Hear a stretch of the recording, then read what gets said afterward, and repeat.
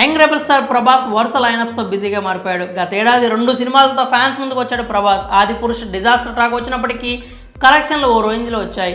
ఇక గత డిసెంబర్ చివరిలో వచ్చిన సలార్ బాక్సాఫీస్కి ముచ్చెమటలు పట్టించిన సంగతి తెలిసిందే.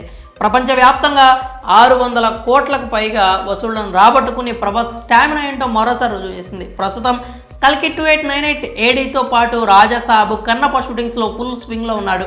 అలాగే సలార్ 2, స్పిరిట్ సినిమాలతో పాటు హను రాఘవపూడితో ఒక కథ ఫైనల్ చేసినట్టు తెలుస్తోంది. అయితే ప్రభాస్ ఇక్కడ షూటింగ్స్ చేస్తూనే తరచూ విదేశాలకు వెళ్ళి వస్తున్న సంగతి విదితమే. ఇదిలా ఉంటే ఇప్పుడు ఒక ఇంట్రెస్టింగ్ అప్డేట్ వచ్చింది. ప్రభాస్ మకాం మారుస్తున్నారట. ఇండియా నుంచి లండన్ షిఫ్ట్ అయిపోతున్నారట. ఎందుకంటే అక్కడ విలాసవంతమైన భవనాన్ని అద్దెకు తీసుకున్నారని టాక్ నడుస్తోంది. ఇంత సడన్గా ఏంటి నిర్ణయం అనుకుంటున్నారా?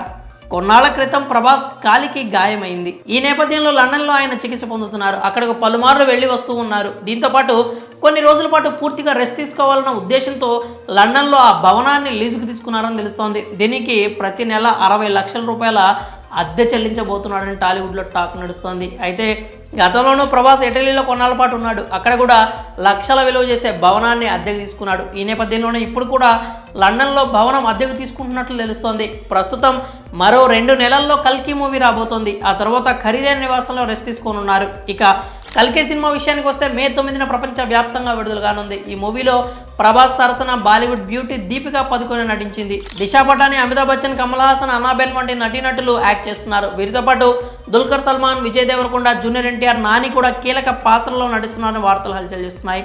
అది నిజమో కాదో తెలియాలంటే సినిమా రిలీజ్ అయ్యే వరకు మనం అయితే వెయిట్ చేయాల్సిందే. మరి ప్రభాస్ కొన్నాళ్ళు లండన్లో ఉంటాడంటూ వస్తున్న వార్తలపై మీరేమనుకున్నారు? మీ అభిప్రాయాన్ని కామెంట్స్ రూపంలో తెలియజేయండి.